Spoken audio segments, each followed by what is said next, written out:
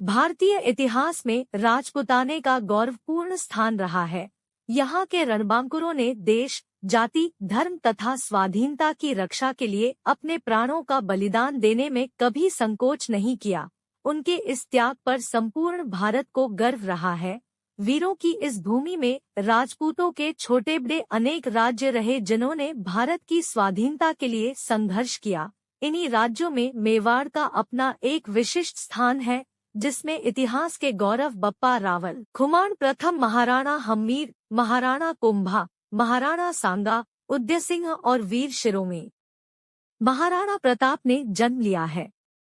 सवाल यह उठता है कि महानता की परिभाषा क्या है। अकबर हजारों लोगों की हत्या करके महान कहलाता है और महाराणा प्रताप हजारों लोगों की जान बचाकर भी महान नहीं कहलाते हैं।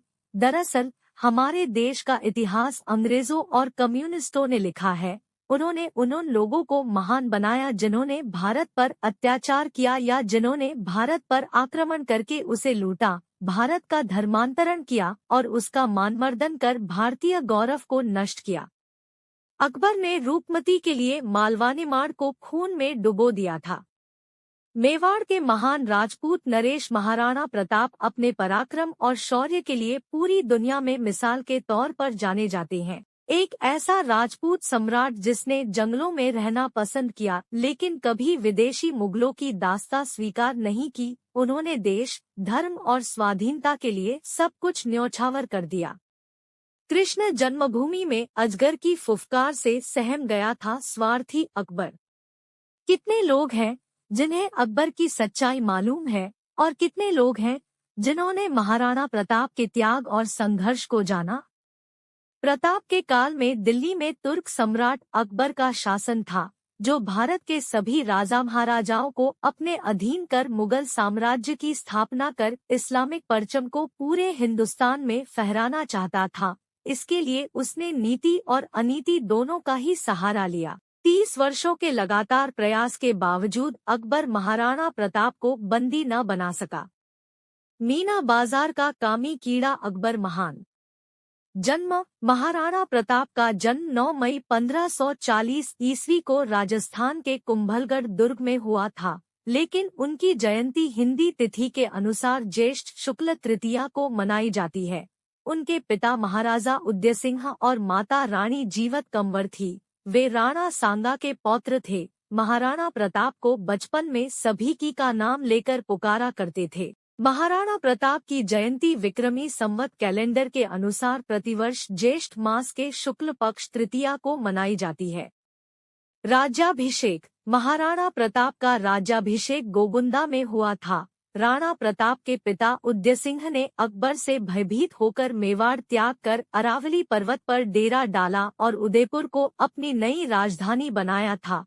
हालांकि तब मेवाड़ भी उनके अधीन ही था। महाराणा उदय सिंह ने अपनी मृत्यु के समय अपने छोटे पुत्र को गद्दी सौंप दी थी, जो कि नियमों के विरुद्ध था। उदय सिंह की मृत्यु के बाद राजपूत सरदारों ने मिलकर 1628 फाल्गुन शुक्ल 15 अर्थात 1 मार्च 1576 को महाराणा प्रताप को मेवाड़ की गद्दी पर बैठाया।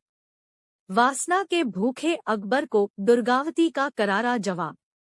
उनके राज्य की राजधानी उदयपुर थी। राज्य सीमा मेवाड़ थी। 1568 से 1597 ईस्वी तक उन्होंने शासन किया।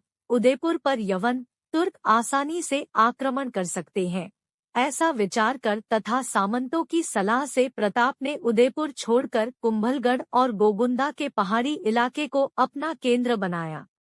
कुल देवता। महाराणा प्रताप उदयपुर, मेवाड़ में सिसोदिया राजवंश के राजा थे।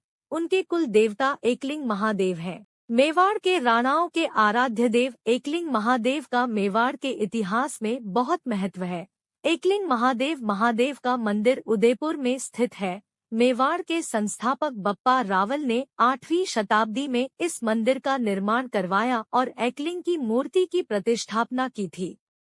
प्रताप के पिता उदय सिंह ने प्रताप को जब नहीं सौंपी राजगद्दी तो जगमल सिंह। उदय सिंह का अपनी समस्त रानियों में से भटियानी रानी पर सर्वाधिक प्रेम था।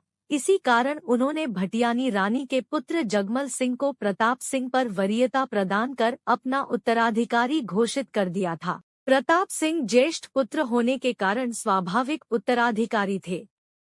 उन्होंने अपनी मृत्यु के समय जगमल को राजगद्दी सौंप दी। उदय सिंह की यह नीति गलत थी, क्योंकि राजगद्दी के हकदार महाराणा प्रताप थे। प्रजा तो महाराणा प्रताप से लगाव रखती थी। जगमल को गद्दी मिलने पर जनता में विरोध और निराशा उत्पन्न हुई।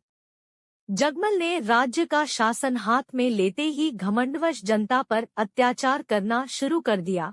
जगमल बेहद डरपोक और भोगीविलासी था। यह देखकर प्रताप जगमल के पास गए और समझाते हुए कहा कि क्या अत्याचार करके अपनी प्रजा को असंतुष्ट मत करो, समय बड़ा नाजुक है। अगर तुम नहीं सुधरे तो तुम्हारा और तुम्हारे राज्य का भविष्य खतरे में पड़ सकता है।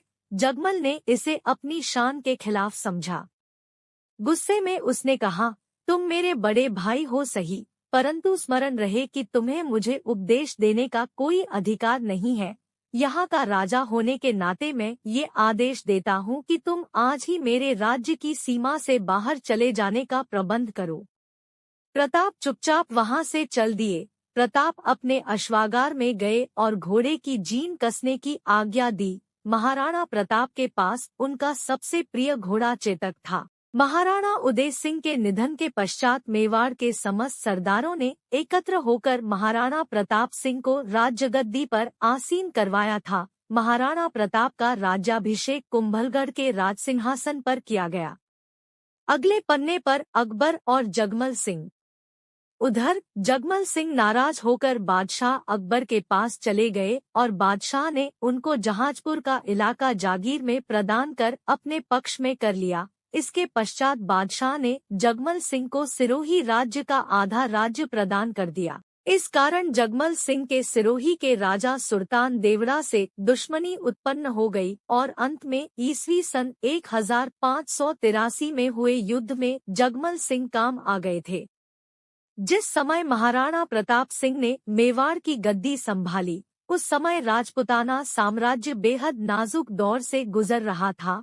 बादशाह अकबर की क्रूरता के आगे राजपुताने के कई नरेशों ने अपने सर झुका लिए थे। कई वीर प्रतापी राजवंशों के उत्तराधिकारियों ने अपनी कुल मर्यादा का सम्मान भुलाकर मुगलिया वंश से वैवाहिक संबंध स्थापित कर लिए थे। कुछ स्वाभिमानी राजघरानों के साथ ही महाराणा प्रताप भी अपने पूर्वजों की मर्यादा की रक्षा हेतु अटल थे और इसलिए तुर्क बादशाह